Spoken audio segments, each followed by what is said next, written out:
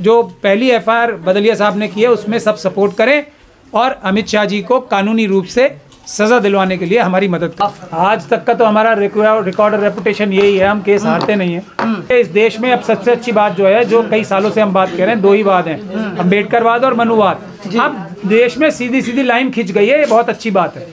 नहीं, मुश्किल काम है बेशक, इसमें कोई शक की शुबे की गुंजाइश नहीं है, लेकिन अम्बेडकरवादी तो मुश्किल काम करने के लिए जाने जाते हैं ना। बाबा साहब का इज्जत मान सम्मान थोड़ी जाने देंगे। 3rd डिग्री है, कोई कुछ भी हो, वो कुछ भी है, जब तक मैं जिंदा मैं कह चुका हूँ अभी आप लोगों के सामने, जब तक जान है जब तक मैं लड़ूंगा आखिरी सांस तक। भीमराव अम्बेडकर ने अपने मुट्ठी भर साथियों के साथ मिलकर बनाया था। अब जो उसके अंदर कार्रवाई है वो तो होगी।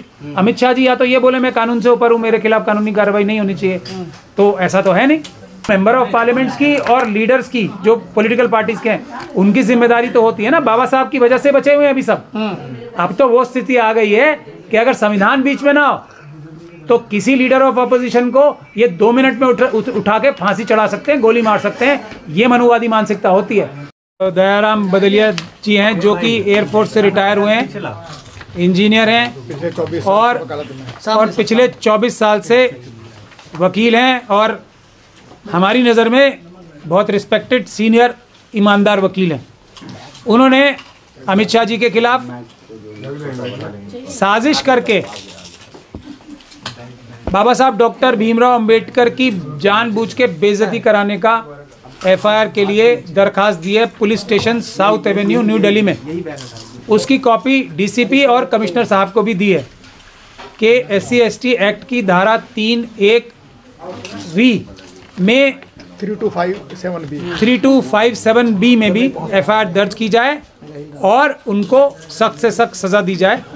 इसके लिए आज ये प्रेस कॉन्फ्रेंस बुलाई थी। बहुत सारे लोग ये कह रहे हैं कि उनको माफ़ी मांगनी चाहिए, उनको इस्तीफ़ा देना चाहिए। बिल्कुल, माफ़ी भी मांगनी चाहिए, इस्तीफ़ा भी देना चाहिए, लेकिन कानूनी कार्रवाई भी होनी चाहिए। हम सभी लोगों से ये गुजारिश करते हैं, सभी पॉलिटिकल पार्टी से, सभी अम्बेडकरवादियों से, संविधानवादियों से, कि अपनी अपनी आप आज तक जो पहली एफआईआर बदलिया साहब ने की है उसमें सब सपोर्ट करें और अमित शाह जी को कानूनी रूप से सजा दिलवाने के लिए हमारी मदद करें। जय भीम। कल कब जाएंगे सर आप? कल हम 3 बजे, हमने ईमेल के जरिए तो भेज दिया, लेकिन कल 3 बजे साउथ एवेन्यू पुलिस स्टेशन में हम फिजिकली भी ये दरखास्त दे के SHO साहब के पास जाके तुरंत एफआईआर करने की गुहार लगाने जाएंगे, क्योंकि SC/ST एक्ट में साफ लिखा है कि एफआईआर तुरंत होनी चाहिए और उसकी कॉपी भी मिलनी चाहिए। कल हम 3 बजे यानी कि कल फ्राइडे के दिन 3 बजे 21 दिसंबर को हम 20 दिसंबर को पुलिस स्टेशन साउथ एवेन्यू जाएंगे। पीठ दिखाकर आएंगे या मुकदमा दर्ज करवा देंगे, क्योंकि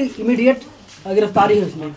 नहीं, देखिए, उसमें मुकदमा इमीडिएट होना चाहिए और गिरफ्तारी भी होती है, लेकिन इमीडिएट गिरफ्तारी नहीं है, लेकिन हाँ मुकदमा दर्ज होना चाहिए और उसके बाद SC/ST एक्ट के सारे प्रावधानों का पालन होना चाहिए और 2 महीने के अंदर चार्जशीट फाइल होनी चाहिए और उसके अगले 2 महीने के अंदर ट्रायल खत्म होना चाहिए। गिरफ्तारी नहीं हुई तो उसके लिए भी अदालत है ना, भारत का संविधान है ना बाबा साहब का बनाया हुआ, उसके तहत हम हर जो कानून में प्रावधान है उसको मजबूती से इम्प्लीमेंट कराने के लिए पूरी शक्ति लगाएंगे। ये हम लोगों का वादा है। दिल्ली पुलिस हो या कमिश्नर ऑफ पुलिस हो, पूरी पुलिस अमित शाह जी के अंडर में काम करती है। लगता है आपको FIR दर्ज करवा पाएंगे या सच्चों में इतना मादा है कि FIR लिख पाएंगे? नहीं, मुश्किल काम है बेशक, इसमें कोई शक की शुबे की गुंजाइश नहीं है, लेकिन अम्बेडकरवादी तो मुश्किल काम करने के लिए जाने जाते हैं ना। बाबा साहब का इज्जत मान सम्मान थोड़ी जाने देंगे सिर्फ माफ़ी मांगने का एक जो कैंपेन चला रहे हैं या इस्तीफा देने का, उससे थोड़ी काम चलेगा। SHO को, DCP को आप हरेन पांडे बनाना चाहते हैं क्या? नहीं, जज लोया भी हुआ है इस देश में, भगत सिंह भी हुए हैं, उसमें कोई नई बात तो है नहीं, लेकिन संविधान के मानने वाले, देश को मानने वाले, देश से प्यार करने वाले, इंसाफ और बराबरी के लिए जद्दोजहद करने वाले जान से थोड़ी जड़ते हैं। बदलिया साहब बैठे हैं आपके सामने। मैं तो पहले ये DCP SHO साहब हिरेन पांड्या ने बनना है, मुझे ये है कि मैं बनूंगा उसमें। हिरेन पांड्या वो मुझे बनाएंगे। रातों रात उठा लिया गया तो मान लीजिए मुझे बनाएंगे। नहीं, रातों रात, लेकिन मुझे कोई चिंता नहीं, डर नहीं लगता? नहीं, कोई डर, रातों रात उठा लिया गया, मुझे कोई डर नहीं लगता। 3rd डिग्री है, कोई कुछ भी हो, वो कुछ भी है, जब तक मैं जिंदा मैं कह चुका हूँ अभी आप लोगों के सामने, जब तक जान है जब तक मैं लड़ूंगा आखिरी सांस तक। ठीक। सर, अमित शाह ने कल सफाई भी दी है इस पर, और इस पे आप क्या कहना चाहेंगे? सफाई कहाँ दी है? कांग्रेस के लिए हमने बोला है। देखिए, फिर वही सफाई इसका समाधान नहीं है ना, माफ़ी इसका समाधान नहीं है, इस्तीफा इसका समाधान नहीं है। एक उन्होंने अपराध किया है, भारत के संविधान को बाबा साहब डॉक्टर भीमराव अम्बेडकर ने अपने मुट्ठी भर साथियों के साथ मिलकर बनाया था। अब जो उसके अंदर कार्रवाई है वो तो होगी। अमित शाह जी या तो ये बोले मैं कानून से ऊपर हूँ, मेरे खिलाफ कानूनी कार्रवाई नहीं होनी चाहिए, तो ऐसा तो है नहीं। ये तो जो कानून के जद में आते हैं सब, जो जिस पे लागू होता है वो। सब लोग कह रहे हैं कि अमित शाह ने गलत ही क्या कहा भगवान भगवान करो। नहीं, हम कब कह रहे हैं, देखिए हमने ये कहा, हमने तो ये कहा, गलत या सही कहा वो तो हमें पता है ना, और कानून को पता है। अब जो लोग ये कह रहे हैं वो गलत नहीं कहा, वो अपना पक्ष अदालत में रखें, वो भी केस डालें हमारे खिलाफ कि हम झूठा मुकदमा करा रहे हैं उनके खिलाफ।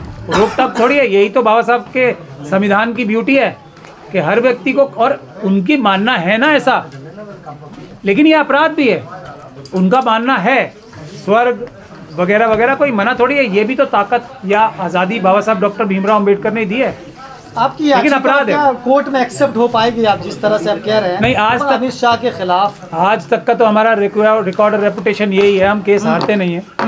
अब आगे का तो भविष्य तो हम भविष्य दृष्टा तो है नहीं, लेकिन हम इस लड़ाई को बड़ी से बड़ी अदालत, जनता की अदालत तक लड़ेंगे, सुप्रीम कोर्ट तक लड़ेंगे। कह रहे हैं कि विपक्ष ने मुद्दा बना दिया है, जो कहा गया था वो समझ नहीं पाए लोग। देखिए, विपक्ष का मुद्दा और हमारा मुद्दा अलग है, जमीन आसमान का फर्क है। वो कह रहे हैं माफी मांगो, इस्तीफा दो, हम कह रहे हैं, हमने कहा है कानूनी कार्रवाई करो। हमारे और उनके मुद्दे अलग अलग हैं। तो आप जेल भिजवा देंगे एकदम कंफर्म? मैं नहीं, बाबा साहब का संविधान, संविधान के तौर पर अगर संविधान जेल भिजवाएगा, संविधान ही उन्हें बचा सकता है। अब बाकी वो जाने वो किससे बचना चाहते हैं। इसी मुद्दे को लेकर संसद में लगातार हंगामा मचा हुआ, धक्का मुक्की मारपीट तक हो गई है। देखिए, वो एक अलग विषय है, फिर मैं आपको बता रहा हूँ।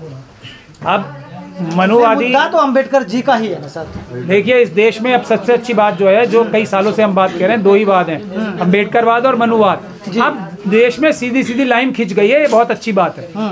एक तरफ मनुवाद है, एक तरफ अम्बेडकरवाद है, बीच में अब और कुछ है नहीं। तो इसके लिए जो मनुवादी मानसिकता है वो अटैक भी करेगी, मारेगी भी, पीटेगी भी। सबसे बड़ा खतरा तो अम्बेडकरवादियों का है ना, तो है जो एमपी भी नहीं है, जो बड़े बड़े पदों पे नहीं है, उनको सबसे बड़ा खतरा है। हमारे हाथरस के फैमिली को सबसे बड़ा खतरा है। इस प्रकार के लोगों को सबसे बड़ा खतरा है ना। लेकिन वो लोग जब लड़ाई लड़ रहे हैं तो मेंबर ऑफ पार्लियामेंट्स की और लीडर्स की, जो पॉलिटिकल पार्टीज के हैं, उनकी जिम्मेदारी तो होती है ना। बाबा साहब की वजह से बचे हुए हैं अभी सब। अब तो वो स्थिति आ गई है कि अगर संविधान बीच में ना हो तो किसी लीडर ऑफ अपोजिशन को ये 2 मिनट में उठा के फांसी चढ़ा सकते हैं, गोली मार सकते हैं। ये मनुवादी मानसिकता होती है। तो अब संविधान के पीछे ही सबको छुपना है ना, ये अच्छी बात है। इसलिए बनाया ना संविधान। होम मिनिस्टर के पद पे जो बैठे अमित शाह जी, उनके खिलाफ कंप्लेंट की है ना। अब आप देखिए, एफआईआर भी कराएंगे और सजा कराने की भी चेष्टा अमित शाह ने करेंगे। तो खुद कहा है कि संविधान चलाने वाले बाबा साहब का कोट किया है उन्होंने बात को। बाबा साहब का संविधान कह रहा है ना, साइंटिफिक टेम्परामेंट, जुमले से कुछ नहीं होता है। अभी तो अदालत में टेस्ट होगा ना एफआईआर के बाद कि उन्होंने अपराध किया है या नहीं किया है। जुमले बोलने से मैं सम्मान करता हूँ, जैसे मोदी जी के लिए बोला था ना 15 लाख तो एक राजनीतिक जुमला था भाई।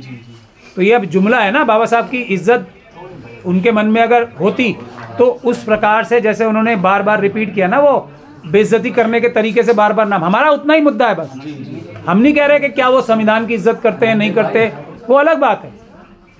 1000 साल से इज्जत करते आ रहे हैं वो तो संविधान की, उससे मतलब ही नहीं है ना हमारा।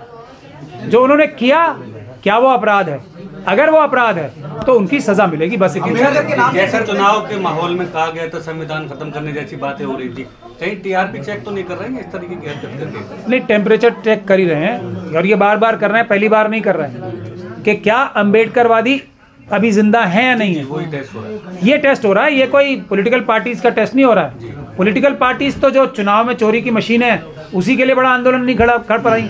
ये तो अम्बेडकरवाद से डरते हैं, अम्बेडकरवादियों से डरते हैं, उनको टेस्ट किया जा रहा है।